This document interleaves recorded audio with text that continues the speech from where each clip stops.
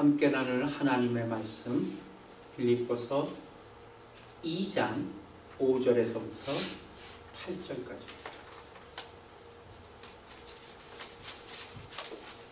빌립보서 2장 5절로부터 8절. 너희 안에 이 마음을 품으라. 곧 그리스도 예수의 마음이니. 6절 시작. 근본 하나님의 본체시나 하나님과 동등됨을 취할 것으로 여기지 아니하시고 오히려 자기를 비워 종의 형체를 가져 사람들과 같이 되었고 사람의 모양으로 나타나셨음에 자기를 낮추시고 죽기까지 복종하셨으니 곧 십자가에 죽으심이라. 여기까지입니다.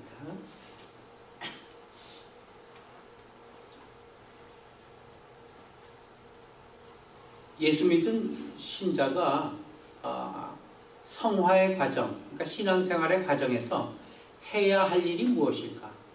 내가 뭘 해야 될까? 라는 질문을 해봅니다. 흔하게 대답할 수 있는 여러 가지 답변이 있죠. 예배를 잘 드린다. 교회를 꼭 꼬박꼬박 출석한다. 또 주의 말씀대로 열심히 산다. 구제를 열심히 하고 봉사를 열심히 하고 여러 가지로 줄줄줄줄줄 거기에 필요한 답변이 있을 수 있습니다. 그러한 그 답변 중에서 신앙생활을 통해서 봉사한다.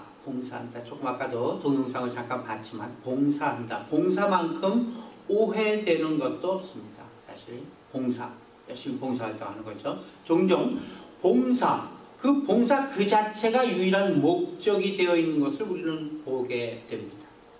봉사가 목적은 아니죠. 성경에 어디에 봉사가 목적이라고 쓰여 있지는 않습니다.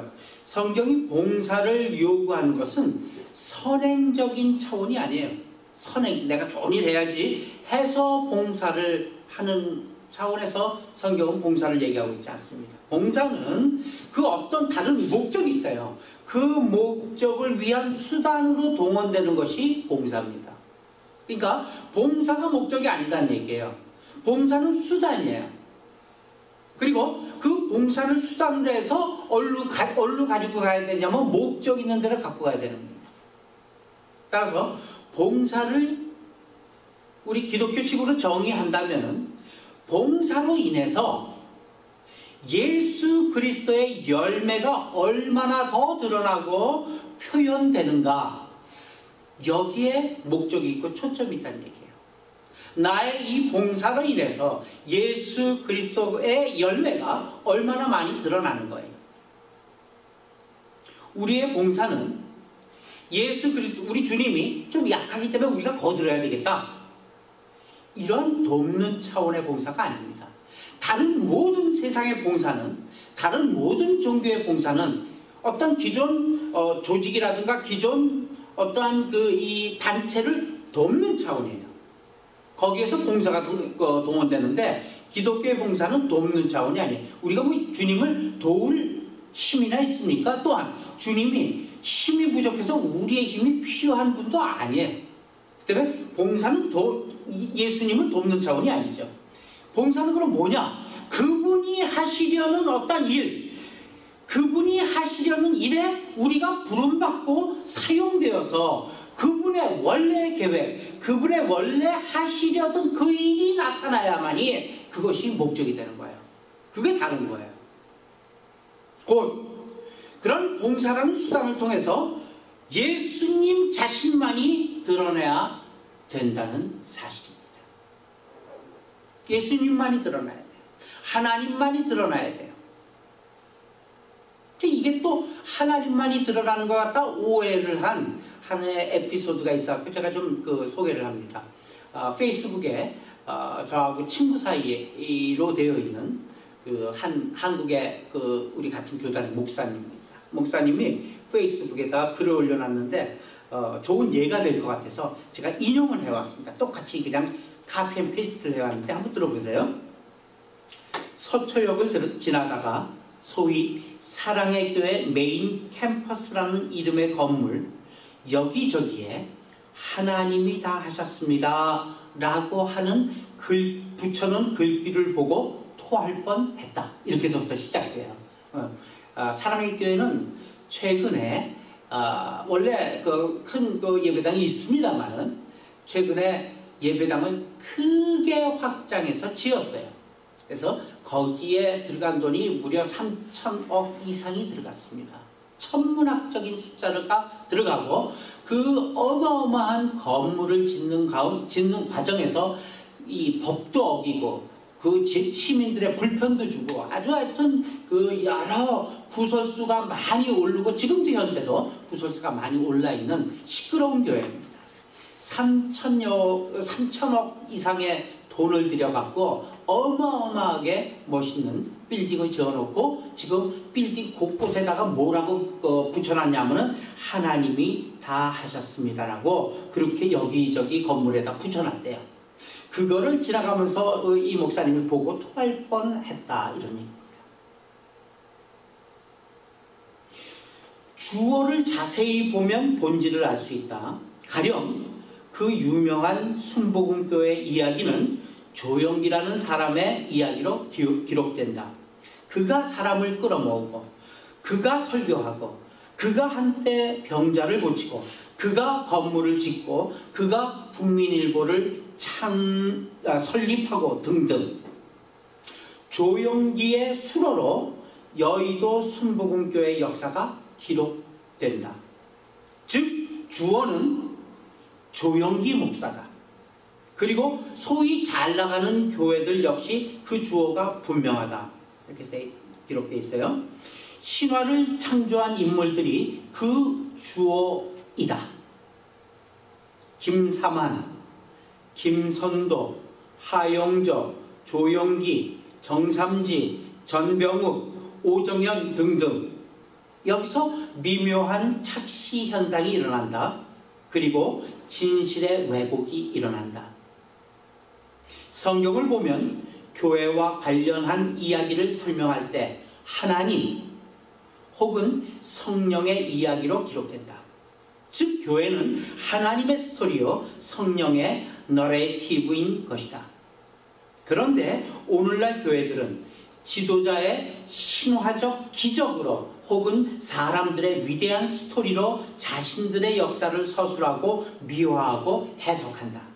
마치 왕조 사관에서 영웅 호걸과 잔혹한 권력자들의 영웅적 신화적 이야기로 역사를 기술하는 것과 유사하게 말이다.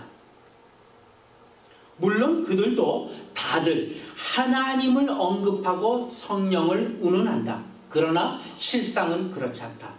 그들이 만든 것은 제국적 구조이며 그 추종자들은 언제나 그들을 추종하고 그들에게 영광을 돌리기 때문이다.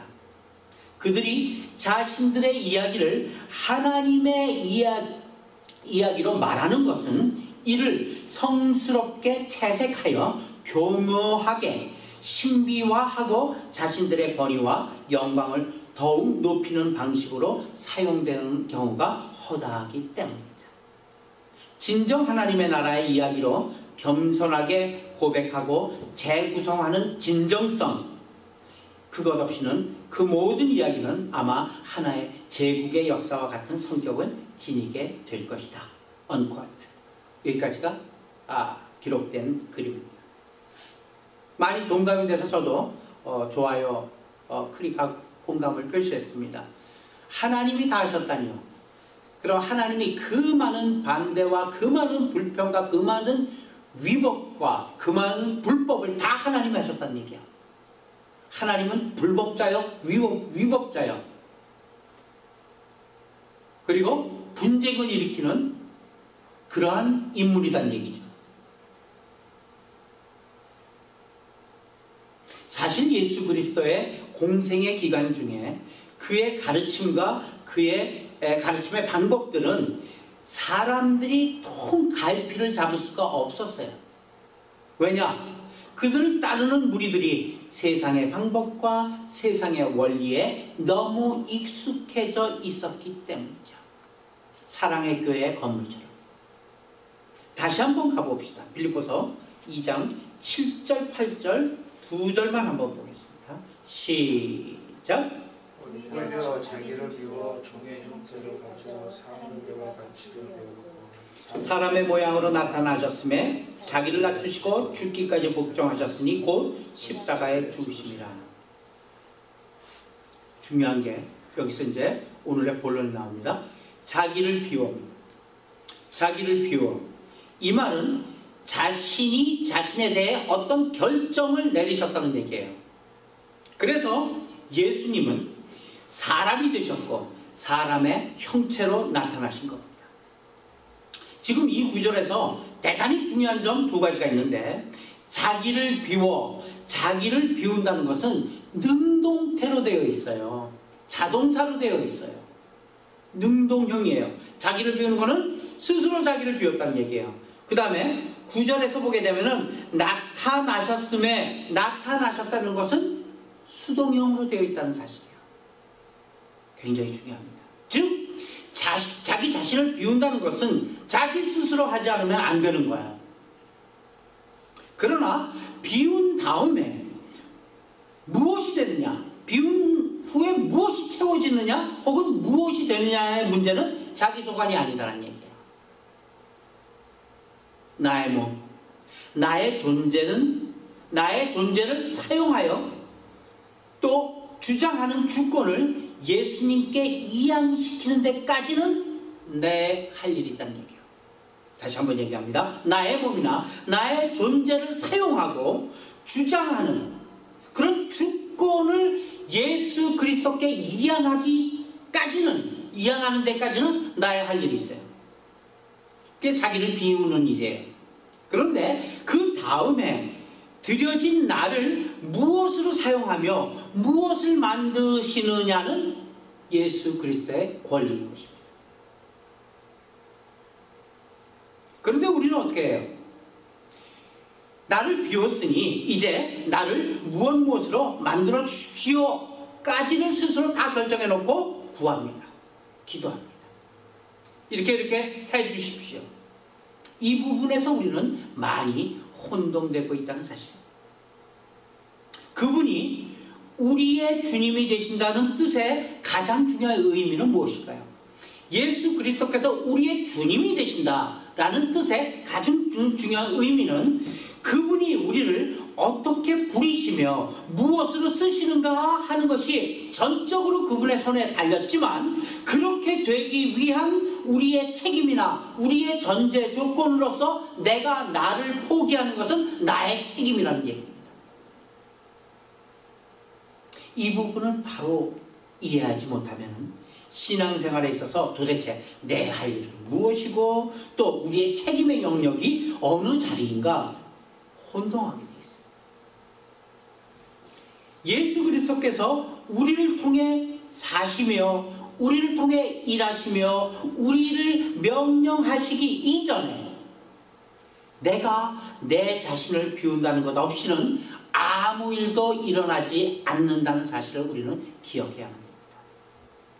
그래서 주님께서도 아무든지 나를 따라오려거든 뭐라고요? 자기를 부인하고 자기 십자가를 지고 나를 좇을 것이다.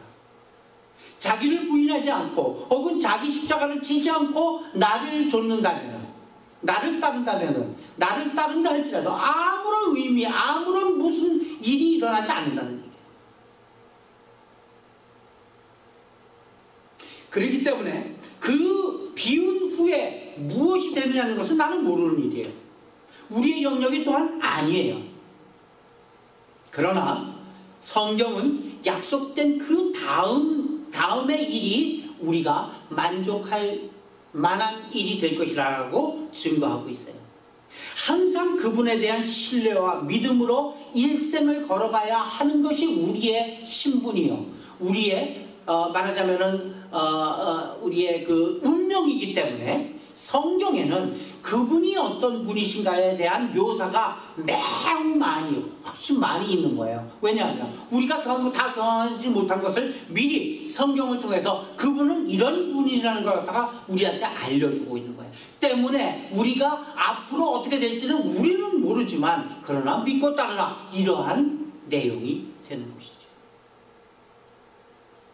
예수 그리스도께서는 오늘 말씀과 같이 자기를 비우셨어요. 하나님께서 비워주신 것이 아니라 자기 스스로 비웠어요.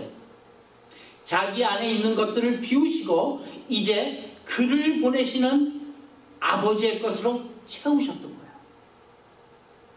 예수님께서 이 일에 상상할 수 없을 정도의 순종을 하셨는데 바로 십자가에 죽기까지 자기를 순종하셨습니다. 예수님께서 얼마나 그의 전생애를 하나님의 손에 의존하셨는지 한번 생각해 보시길 바랍니다. 그분은 하나님 자신이에요. 하나님 자신임에도 불구하고 이 땅에 뭘로 오셨냐면 어린아이로 오셨어요. 그렇죠? 어린아이로 오셨어요. 이 자체가 엄청난 사건 아니에요? 어린아이는 얼마나 무기력한 존재예요. 생각해 보세요. 어린아이인데 스스로에 대해서 아무런 방어력이 없잖아요. 스스로 아무런 힘도 없이 세상에 노출되어 있어요. 연약한 모습으로 부모에 의존되어 있었던 사실이에요. 그의 전생에는 어때요? 목마르고 줄인 생애였습니다. 그의 전생애를 보면은 자기 자신을 증명하려 했던 적이 한 번도 없어요. 내가 하나님이야 임마, 직접적으로 얘기한 적 한 번도 없어요. 오직 그를 보내신 이의 기쁘신 뜻을 이루는 것 그 외에는 그의 다른 일이 없었다는 사실입니다. 이는 마찬가지입니다. 우리 신자들에게 요구되는 봉사로의 초대에 있어서 가장 큰 희생이 뭐냐?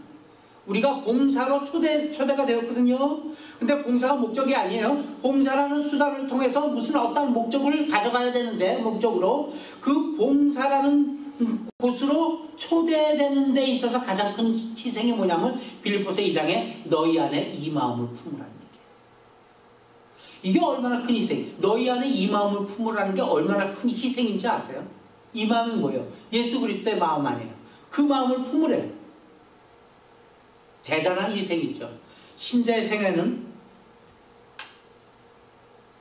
오직 하나님의 놀라운 계획 속에 맡겨진 생애입니다. 우리가 그분 발 앞에 엎드리게 하는 것이 우리의 생애예요. 우리 자신을 비우고 우리 자신을 아예 없는 것으로 취급하여 주 앞에 바쳐지는 일, 그것이 우리를 비우는 일이에요. 그때 비로소 주께서 우리를 들어서 쓰실 수 있는 것이라는 얘기예요. 우리가 그냥 주님 쓰십시오 해갖고 주님이 쓰십니까? 쓰실 수가 없어요. 비워있지 않기 때문에. 그런데 아무도 그렇게 자기를 비우려 하지는 않습니다. 주 앞에 봉사한다는 거 자기가 갖고 있는 것 갖고 할 수 있는 것이 아니에요. 우리가 갖고 있는 게 뭐 있어요 또? 그 갖고 있는 것 이라봤자 잘난 그것이 뭘 하나님 앞에 도움이 되겠어요? 문제는 주 앞에 봉사한다는 것은 제가 좀 뭐 부족합니다만은 그 아니라 누가 자기를 비웠느냐의 싸움이 주 앞에 봉사의 싸움입니다. 이렇게 비운 자에게 하나님께서는 물질을 주실 수 있죠. 또한 하나님의 자녀들을 맡길 수 있습니다. 내 것을 내어놓아 하나님께 봉사하는 게 아니다는 얘기예요. 하나님께서 주셔서 봉사하게 만드세요. 우리가 할 수 있는 일은 나를 비우는 일 하나예요. 하나님께서 어떤 사람에게는 물질에 있는 것으로 쓰신다면 또한 어떤 사람은 물질이 없는 것으로도 쓰실 수 있다는 사실을 우리는 잊어서는 안 돼요. 있고 없는 게 문제가 아니라는 얘기예요. 신자들은 스스로 하나님 앞에 바칠 것이 있다고 생각하는 동안에는 쓰임받지 못합니다. 사실 내가 그래도 하나님 앞에 좀 바칠 것이 좀 있어요. 하나님 안 쓰세요. 왜냐? 그것은 자기가 아직까지도 비워있지 않는 자신을 나타내기 때문에 그래요. 하나의 예를 갖다가 성경에서 한번 들어봅시다. 사무엘상 15장부터 갑니다. 9절까지만 읽습니다. 지금 가서 아말렉을 쳐서 그들의 소유의 모든 소유를 남기지 말고 진멸하되 남녀와 소아와 젖먹는 아이와 우양과 약대와 나귀를 죽이려 하셨나이다. 사울이 백성들을 소집하여 그들을 들라임에서 계수하니 보병이 20만이요 유다 사람이 1만이라. 사울이 아말렉 성에 이르러 골짜기에 복병하니라. 사울이 겐 사람에게 이르되 아말렉 사람 중에 떠나 내려가라. 그들과 함께 너희를 멸하게 될까 하노라. 이스라엘 모든 자손이 애굽에서 올라올 때 너희가 그들을 선대하였느니라. 이 에겐 사람이 아말렉 사람 중에 떠나니라. 사울이 하웰라에서부터 애굽 앞 술에 이르기까지 아말렉 사람을 치고 아말렉 사람의 왕 아각을 사로잡고 칼날로 그 모든 백성을 진멸하였으되 9절 중요해요. 시작. 사울과 백성이 아각과 그 양과 소의 가장 좋은 것 또는 기름진 것과 어린 양과 모든 좋은 것을 남기고 진멸키를 즐겨 아니하고 가치 없고 낮은 것은 진멸하니라. 그 밑에 15절 시작. 사울이 가로되 그것은 우리가 아말렉 사람에게서 끌어온 것인데 백성이 당신의 하나님 여호와께 제사하려고 하여 양과 소의 가장 좋은 것은 남김이요 그 외의 것은 우리가 진멸하였나이다. 사울왕은 하나님의 명령을 어겼습니다. 다 진멸하라고 했습니다. 분명하게. 그런데 사울왕은 하나님의 명령을 어겨서 좋은 것, 기름진 것, 좀 괜찮은 것, 때깔 좋은 것은 전부 다 빼서 남겨놨어요. 이에 사무엘이 경노합니다.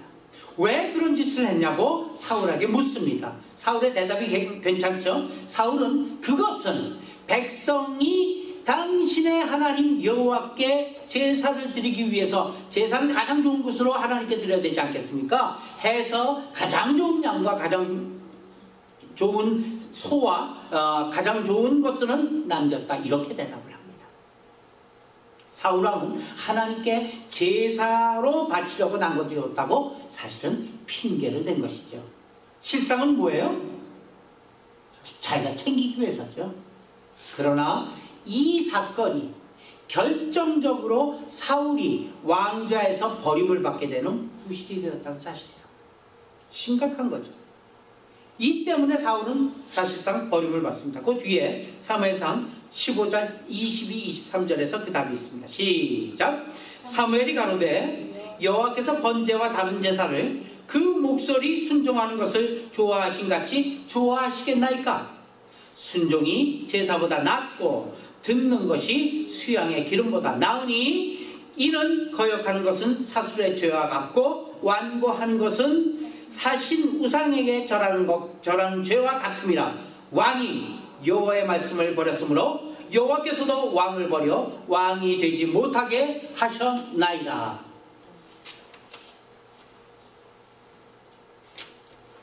우리가 가지고 있는 것을 하나님을 위해 바치는 것이라고, 하나님을 위해 바치는 것이 봉사라고 그렇게 생각하지 말라는 얘기예요.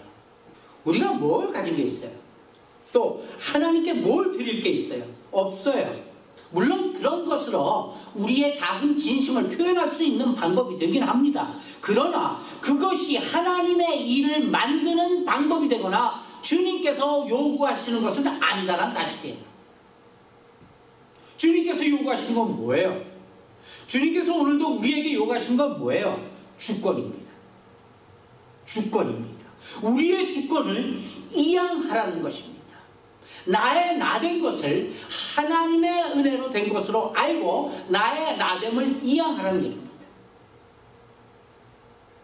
탕자의 비유에서 보면 우리가 잘 알 수 있지 않습니까? 둘째 아들은 뭐라 그래요? 내 것을 주십시오 그래요. 자기 것을 달라 얘기해. 달라. 법적으로 하자 없으니까 달라 얘기해. 내 거니까. 그렇게 해서 시작해요.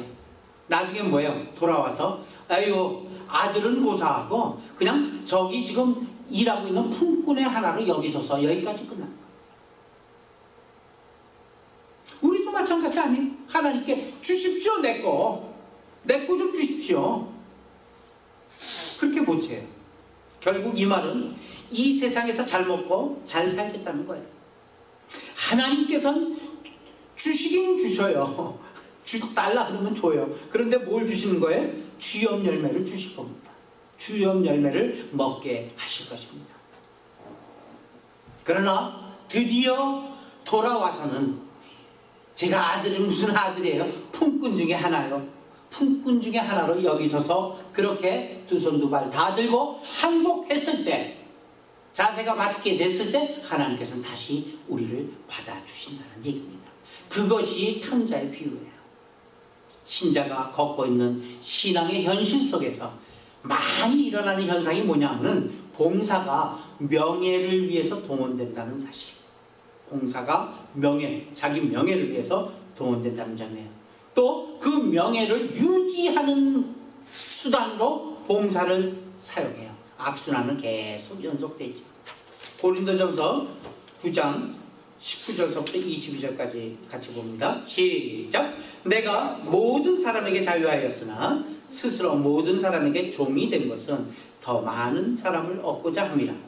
유대인에게는 내가 유대인과 같이 된 것은 유대인들을 얻고자 함이요, 율법 아래 있는 자들에게는 내가 율법 아래 있지 아니하나 율법 아래 있는 자 같이 된 것은 율법 아래 있는 자들을 얻고자 함이요, 율법 없는 자에게는 내가 하나님께는 율법이 없는 자가 아니요 도리어 그리스도의 율법 아래 있는 자가 율법 없는 자 같이 된 것은 율법 없는 자를 얻고자 함이라. 다 같이 약한 자들에게는 내가 약한 자 같이 된 것은 약한 자들을 얻고자 하며 여러 사람에게 내가 여러 모양이 된 것은 아무쪼록 몇몇 사람을 구원하고자 함입니다. 기가 막힌 말씀, 기가 막힌 말씀, 기가 막힌 말씀. 내가 내 자신을 모든 사람의 종으로 드렸다, 이렇게 얘기하고 있어요. 내가 내 자신을 모든 사람에게 종으로 만들었다, 이렇게 얘기해요. 내 자신을 비워 종의 형체를 가진 예수니까 똑같죠. 그리고 22절은 뭐예요? 많은 사람에게 자기 자신이 여러 모양으로 되어졌다, 이렇게 얘기하고 있습니다. 내가 내 자신을 예수 그리스도의 일꾼으로 종으로 비우고자 하나님께서 나를 모든 사람 앞에 여러 모양으로 나타내신 것이다, 이런 얘기입니다. 세상은 언제나 우리에게 무엇을 했느냐 이렇게 도전을 해요. 네가 그 나이까지 네가 세상에 뭘 했냐, 뭐 이렇게 얘기를 해요. 너는 뭘 좀 할 줄 아냐, 이렇게 무엇을 했느냐라는 질문을 합니다. 그러나 하나님께서 우리에게 항상 질문하시는 것은 언제나 내가 누구냐라는 거예요. 내가 누구냐. 지금 내가 그 자리에 너 혼자 서 있느냐 아니면 그리스도의 종으로 서 있느냐라는 질문을 하고 계신다는 사실입니다. 이게 세상이 질문하는 것과 하나님께서 우리에게 질문하는 질문의 차이입니다. 세상은 결국 어떤 결과를 얻는 원인으로서 자기 자신을 증명하는 것으로서 이것을 이루어낸 나를 봐라, 아까 사랑의 교회처럼 이것을 이루어낸 나를 봐라, 그렇게 알리지만, 그렇게 그런 쪽에서 일하지만 세상은, 신자는 뭐예요? 언제나 그 일을 이루신 하나님을 보이기 위하여 내가 등장하고 있다는 사실입니다. 나로 말미암아 나를 보내시고 이를 이루신 하나님이 증명되는 것으로만 내 자신이 존재하는 것입니다. 그게 지금 사도 바울의 얘기예요.